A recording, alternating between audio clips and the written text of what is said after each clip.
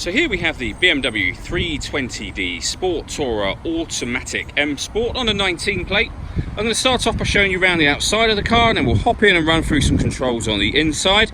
But from the outside you can see it's a 5-door car with alloy wheels and tinted windows. Let's start off inside the boot and then work our way around the rest of the car from there. So the tailgate on this car opens electronically. You can do that by pressing the button on the key or the button on the tailgate itself. As we approach the back of the car, you can see we have reversing sensors. This car's also got a reversing camera, loads of boot space as well, along with those 3 individually folding rear seats. Okay, so we're just going to work our way back round to the front of the car, and then we'll hop in and run through some controls on the inside. But now that we've done a full circle of it, you can see it's in excellent condition the whole way round. Just briefly before we climb in, I think it's well worth seeing the interior from this exterior point of view. You get full leather seats. There's plenty to run from the dashboard, so let's hop in and we'll do that right now. Okay, now that we're inside the car, we're going to start with the dials. On the left hand side we have the fuel gauge, followed by the speedometer, the rev counter and the coolant temperature gauge. In the middle you can see the total miles for this car, which are 2,953. You can change the information displayed above that by pressing a button on the end of the indicator stalk for various different bits of trip computer information. If we back out to the steering wheel, on the left hand side we have cruise control and speed limiter, and on the right hand side the stereo controls. We have the plus and minus paddles. That is so that you can change gear manually, should you wish to, with this automatic gearbox. Over in the centre, we have BMW's business nav. All of the movement that I'm making on the screen, it's all being done using the iDrive system, which is essentially this dial and this collection of buttons.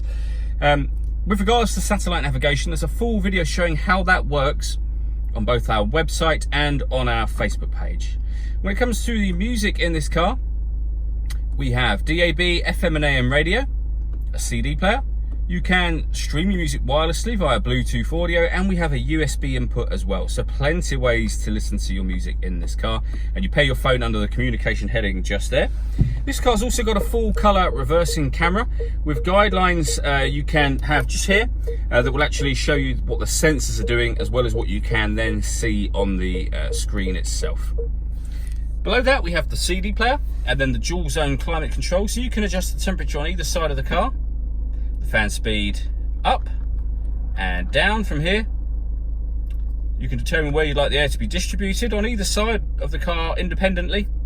When you're happy with those settings, this button turns the air conditioning on and off again, or you can hit auto and the car will now take full control in order that it maintains those temperatures for you.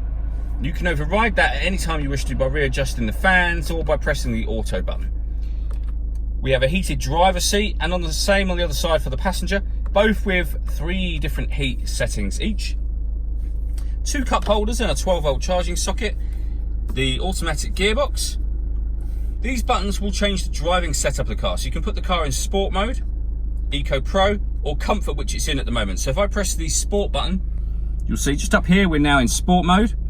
We also have Sport Plus, which is the same as Sport but just gives you dynamic traction control. You can go back down to Sport, Comfort, which is your everyday driving, and then Eco Pro beneath that. Also down here, we have this button just here. This one turns off the traction control independently should you wish to do that. All that leaves me to say is thank you for taking the time to watch this video. If you'd like to come and see the car in person and have a test drive, please feel free to call any of our MJA sites. We'd love to hear from you soon.